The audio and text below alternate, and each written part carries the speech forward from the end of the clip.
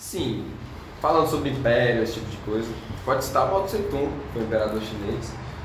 Foi ruim, mas trouxe vários avanços para a China, né? Você realmente tem um ponto Bem muito colocado. bom. Mas já que a gente, vou dar uma dispersada aqui no assunto, para puxar um novo para a gente voltar aqui na roda, vou dar uma situação aqui que eu queria que vocês debatessem sobre, que é a seguinte: a gente tem o brasileiro médio, está vivendo lá normal, e aí chegou o ano das eleições. E aí esse brasileiro, ele vai ter que escolher entre os candidatos. E aí eu queria saber como a mídia, ela influencia esse brasileiro a decidir em quem ele vai votar, já que a gente sabe, claro, que a mídia tem uma influência gigante nessas pessoas, na sociedade, e é basicamente ela que decide, assim, ela influencia muito, dá os pitacos, para sempre dar uma pimentada ali no cérebro do cara para decidir quem ele vai votar. Sim. Então, sobre isso, meu amigo Pedro Roger, Benjamin Terceiro, sobre isso só veio na minha cabeça o DIP, sabe? O Departamento de Empresa e Propaganda da Era Vargas, que manipulava muito as escolhas do X e do Y, tá ligado? Tá ligado? E sobre isso a gente teve vários, assim, escritores, artistas que falaram sobre esse assunto, né, na época da ditadura, mais ou menos.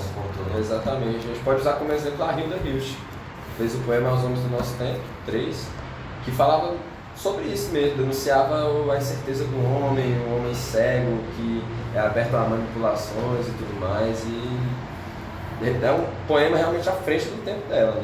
Realmente. Sim, esse poema foi escrito inclusive num contexto de ditadura militar, que foi em 1974, de Ernesto Geisel. Certo.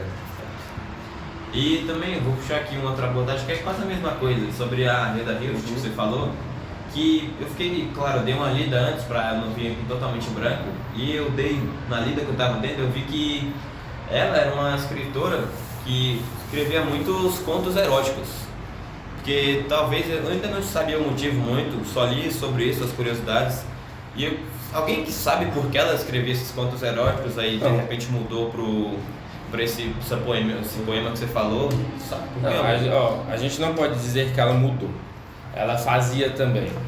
E sobre os poemas eróticos, como você citou, era meio que uma marca registrada dela, porque a Hilda, mesmo para sua época, ela sempre pensou de uma maneira mais diferente. Justamente nessa época que ela vivia, que era a ditadura, que era que nem o Cauê falou, que era muito preto no branco, entendeu? Ela veio com essa visão de que as coisas não são tão simples. E aí esses poemas, os poemas eróticos, quando ela falava sobre a comunicação, quando ela falava sobre o homem político também, que ela abordava muito esse assunto, ela sempre buscou o diferente, mostrar para a população que não é sempre o X ou o Y, não é o A e o B, existem outras ideias por trás. Com certeza. Sim, a Hilda, ela na verdade não mudou, ela na verdade pegou outro tema a partir da mesma abordagem, porque ela sempre abordou temas polêmicos, a parte de sexualidade para a época e a parte de ditadura militar na época que a política estava conturbada. Muito interessante essa visão de vocês. Eu gostei muito do assunto que a gente debateu aqui e fiquei feliz por isso. Muito bom. Muito bom esse assunto.